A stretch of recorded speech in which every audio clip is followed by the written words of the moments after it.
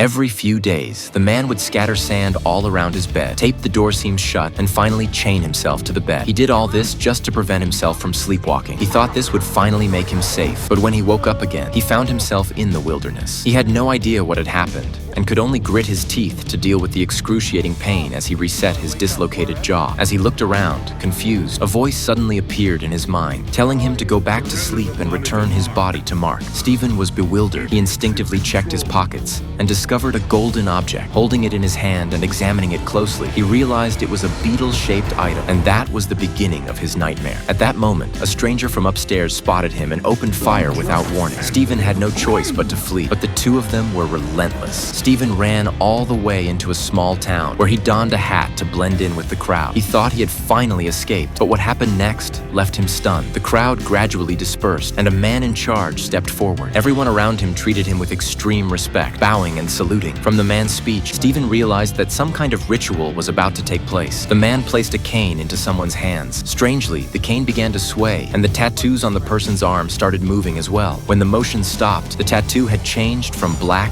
to green. This is the face of a good man.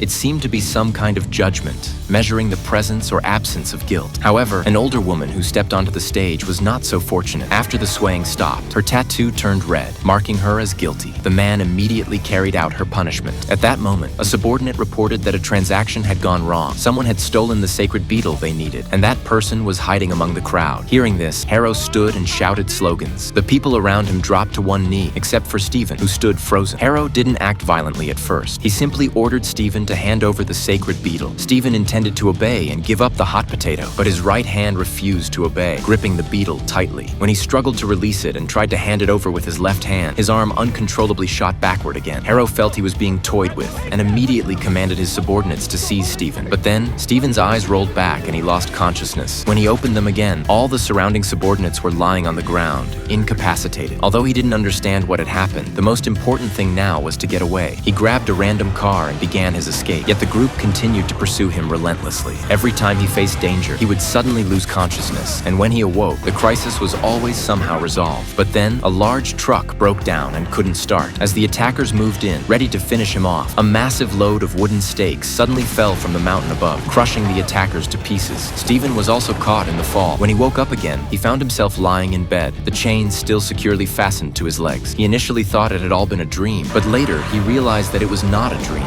It had actually happened.